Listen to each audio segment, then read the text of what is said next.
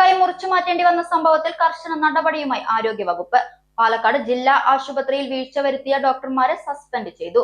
Doctor Mustafa, doctor Sarfaraz എന്നിവർക്കെതിരെയാണ് നടപടി. ആരോഗ്യവകുപ്പിന്റെ നടപടിയെ സ്വാഗതം ചെയ്യുന്നതായി കുട്ടിയുടെ കുടുംബം.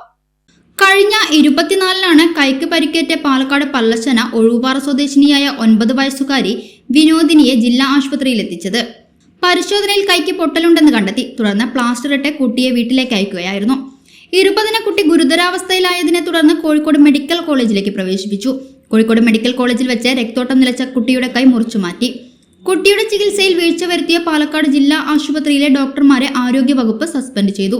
Junior resident doctor Mustafa, junior consultant doctor Sarfaraz എന്നിവരെയാണ് സസ്പെൻഡ് ചെയ്തത്. സസ്പെൻഷൻ നടപടിയിൽ ആശ്വാസമുണ്ടെന്ന് കുട്ടിയുടെ കുടുംബം പറഞ്ഞു. കുട്ടിയുടെ കൈ മുറിച്ചു മാറ്റിയ സംഭവത്തിൽ പ്രാഥമിക അന്വേഷണ റിപ്പോർട്ട് കൈമാറിയിരുന്നുവെന്ന് പാലക്കാട് DMO പറഞ്ഞു. കുട്ടിക്ക് സാമ്പത്തിക സഹായം നൽകണമെന്നും കൃത്യമായ അന്വേഷണം നടക്കണമെന്നും ആവശ്യപ്പെട്ട് മുഖ്യമന്ത്രിക്കും മന്ത്രിമാർക്കും കെ ബാബു MLA കത്തു നൽകിയിട്ടുണ്ട്. സൗജന്യ വൈഫൈ കണക്ഷൻ അങ്ങനെ വരാൻ വഴിയില്ലല്ലോ. ഫ്രീ മോഡം ഇൻസ്റ്റലേഷൻ ചുമ്മാ. സത്യാടോ, എന്റെ വീട്ടിൽ ഈ കണക്ഷനാ. തന്നെയും വിശ്വാസമില്ല.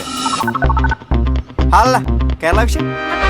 കേരള വിഷനിലേക്ക് സ്വാഗതം. ഇപ്പോൾ വൈഫൈ കണക്ഷൻ എടുക്കാം ഫ്രീ ആയി.